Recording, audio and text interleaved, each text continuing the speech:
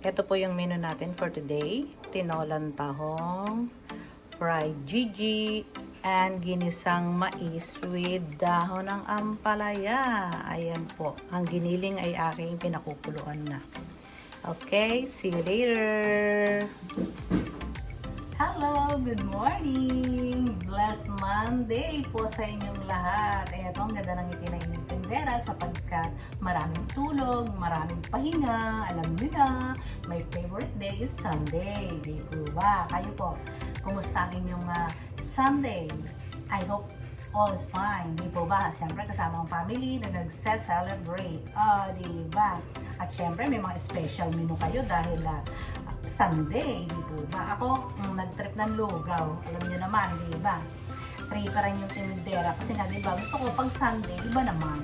Para kasi, di ba, everyday, ayan, niluluto tayo ng ulam. So, pag Sunday, syempre, iba naman, di ba? So, yung mga hindi pa po nakasubscribe at yung hindi pa po nalalaman yung aking YouTube channel, Mamita G's The Key. O, di ba? Ayan po.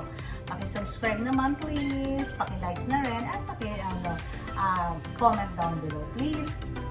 So, ayun, mag-start na tayo. Again, dahil Monday, tiyak may mga tira ang ating mga suki bells or baka na malengke. So, kung ano lang yung craving ko, yun lang po ang ating nilulutuin for today. So, nag-craving ang inyong tindera ng ginisang mais again. At pag may ginisang mais, syempre may fried gigi, o diba?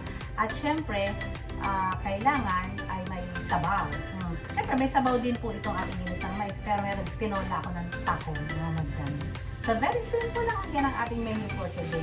At ay magustuhan ninyo, di ba? So, mag-start na tayo. Let's go! So, ayan, pinakuluan ko na yung giniling na sangkap ng ating sangkap po ng ating ginisang mais. Ayan. So, ito po ay already nalaga ko na. So, kailangan ko na lang pagmantikain ng konti. And then, ginisa ko na rin po yung ating luya for the tahong. O, diba? Masunog-sunog na po siya. Sorry mga madam. Then, lagyan na natin ng bawang. Maraming bawang. Mayaman tayo sa bawang. Diba? Sobrang nag-brown na po siya mga madam. Pero hindi naman siya sunog. Nag-brown lang yung ating luya. O, diba? Kasi po, habang ako'y naghihiwa, sinasalang ko na po yung mga medyo matagal na sangkap natin. Diba? So, ayan na yung bawang. Brownin natin. Hanggang sa din. Ayan, nagpa-brown na siya. And then, lalagay. Siyempre, lulutuin maigi ang top giniling, mga madam. Don't forget to cook o lagi ko nire-remind, lutuin mabuti ang mga sangkap, huwag din mamadali. So, lagyan natin ang bawang bititech. Lagyan natin sa bawang. May farm ka dyan. Sa kabila naman ay sibuyas. Ang ating sibuyas. Ahong kailangan maraming sibuyas. And then here, tignan ito nagpa-brown. Ang aking sikreto, lagi sa lutong-luto dapat ng mga sangkap. Ayoko po nang lumulutang yung sangkap ko na puti. Hindi siya time yung mga ganong bagay-bagay. Napakadali lang naman ng ang gawin yan, tahong na tinola, di po ba naman. Napakadali lang. Very, very simple. Isang kulo lang, okay na yan. Di po ba naman. So, nalang ako. Ayan na, nag-garlic na siya. Lagyan ko na rin siya ng sibuyas. Dahil ang bawang ay brown na, sibuyas naman. Sobrang simple lang lahat nito. Kaya tayo madaling matatapos for today. Diba? So, takpan natin ito ng very light. Hinaan ng apoy. Para masunog. And then yung ating tinola ay ilagay na natin ang tahong. Tahong and wine. Ayan ang ating tahong. Alam nyo to, binabad ko ito maghapon para ang tawag dyan. Pinasuka ko ito to max. Sukang-suka yan, marami siyang sulo sa mga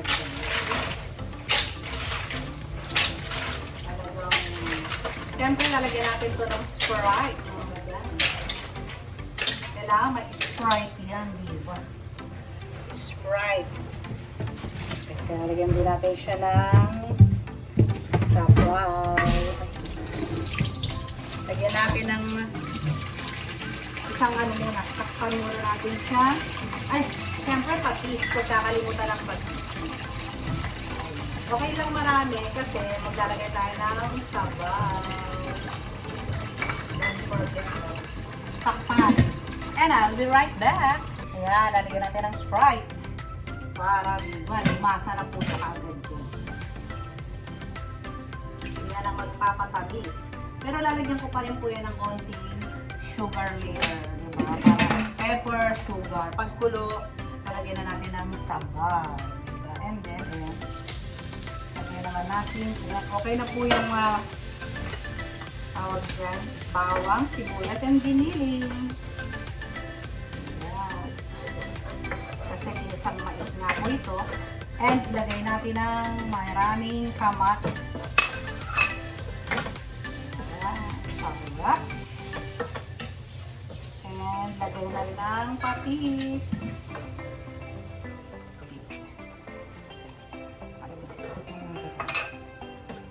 Again, takpan hanggang sa maluto ang kamatis. And then, ilagay na natin ang ating ginisang mais.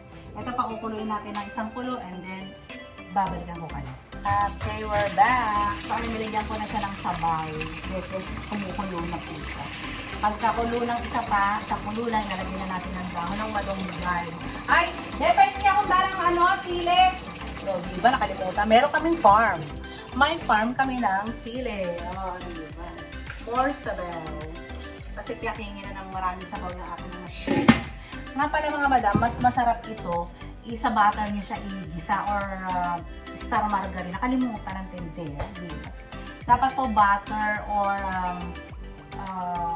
tawag dyan, star margarine, mas malasa po siya. Sorry naman. Okay. Tao lang. So, ayan, dito na tayo sa ating mais at luto na yung ating kamatis. So, dahil luto na ang giniling, bawang sibuyas, kamatis, let's put the mais, yung unang mais. Ito yung matigas na part ng mais. So, siya yung uunahin natin lutuin bago yung second katas ng mais. Kasi ano lang naman yun eh, parang sapal, pampalapot. So, siya yung susunod natin. Ito ay, siya muna yung ating lulutuin. Yan ang ating secret or secret. Malupit. More patis. At konting patis lang. Kasi lalagyan natin yung ginisa mix later. So, yan. Siya muna yung ating lulutuin dahil mamaya meron tayong yung pinagkatasan ng mais. Yun ang ilalagay natin later. Dito, isang ganito yan mga madam. Yung diba, nakita nyo ko lang yung white. Kasi, yung sapal, ginanong ko maigi, makikita nyo, yun yung pampalapot natin. Sabi nga ay corn starch. Diba? Diba yung... Shoot, maingat. Ayan, may farm kami ng sili. Diba? So, ilalagyan natin dumama sa tinola kasama ng malunggay. So, balikan ko kayo. So, ayan. Medyo nanikit na ang ating mais. So, ilagyan na natin ang ating yung ating mahiwagang tinagkan. Dapat to laging binabantayan kasi nga po siya ay corn starch nga, diba? So, lumalapot agad dyan. Lulutuin muna natin siya ng half. Yung kalahati, hindi ko pa nilagay po lahat ng sabaw. Gusto ko munang lumambot itong mais na ito. And then, ilalagay natin yung rest. Diba? Mabilis tayong maluluto for today. Mga madam.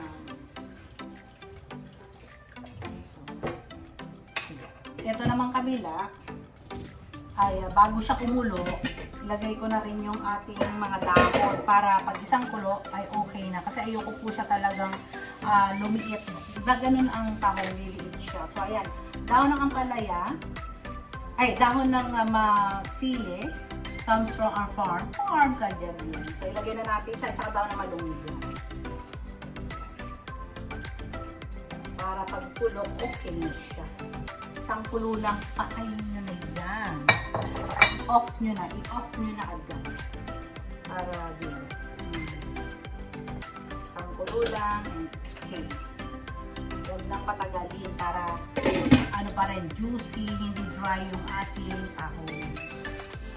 So, ito rin papakuluan, and then magpo-fry tayo. Di ba? Pagkakulo nito, pa-fry na tayo. Balikan ko kayo. I'm back. So, ayan. Nilagay ko na yung pangalawang sabaw para, di ba, maluto na. And lagyan natin siya ng chicken powder. Ito naman po ay optional lang. Chicken powder. Actually, ang maganda po dito, alam nyo ka, ano, para social. Hipon. Hipon po na malalaki. Yun ang the best. Pag talagang pangbahay or pang-occasion lang, dapat yan ay hipon. Malalaking hipon. Meron akong hipon dyan, pero gagawin ko kasing buttered shrimp yon. Hindi ko siya nilagay dyan. Giniling lang nilagay ko dyan, mga madam. So, ayan, isang kulo. And then, lalagay natin yung ating dahon ng ampalaya. And ito na, kumukulo na yung ating mahiwagang tahong. And it's done. Papatayin ko na ito, mga madam. Diba? Let's, papatayin pa. Ano na po natin siya, tawag dyan. I-off na natin yung flame, okay? Ayan, ang bango-bango na aamoy nila mga madam ang ating mahiwagang tinola. So, tapos na yung ating mahiwagang tinola, mga madam. And syempre, titikman natin yan. Kung anong lasa niya. Kayo nang bahala sa mga lasa, hindi ko nilalagyan ng mga ganyan, di ba? Mga madam. Ang sarap. Pero yung iba to matatabangan siya, so lalagyan ko ng konting patis. Kasi mahirap naman yung sobrang alat nito. So ayan na siya, takpan natin. Okay, and it's done. So ito naman siya, ay hihintayin natin kumulo. Ilalagyan natin yung babalikan ko kayo. Ayan. So lagyan na natin ang malapot na po yung ating mais. Ilagay na natin yung ating dahon ng ampalaya and dahon ng malunggay. Wow, very healthy. Healthy ang ating gulay. Diba? Sino may favorite niyan? Hindi nyo napansin, mahilig ako sa dahon ng malunggay, dahon ng ampalaya, dahon ng sili, dito.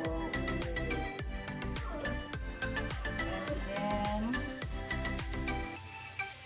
off the flame na. Para hindi siya masyadong mabaho. Sarap nito. Terno na galunggong. Diba? So, now, tatanggalin ko to. Magpa-apply tayo ng fish. Mag-apply tayo ng fish.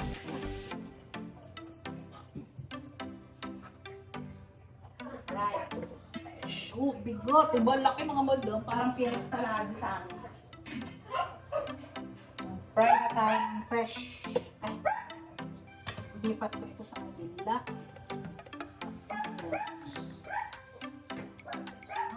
And yan, pa-fry na tayo ng fresh. So yung mga madam, hindi ko na kayo, alam nyo na mag-fry ng fish. Ito na naman yung the moment of truth that we're finished sa ating tatlong putahe.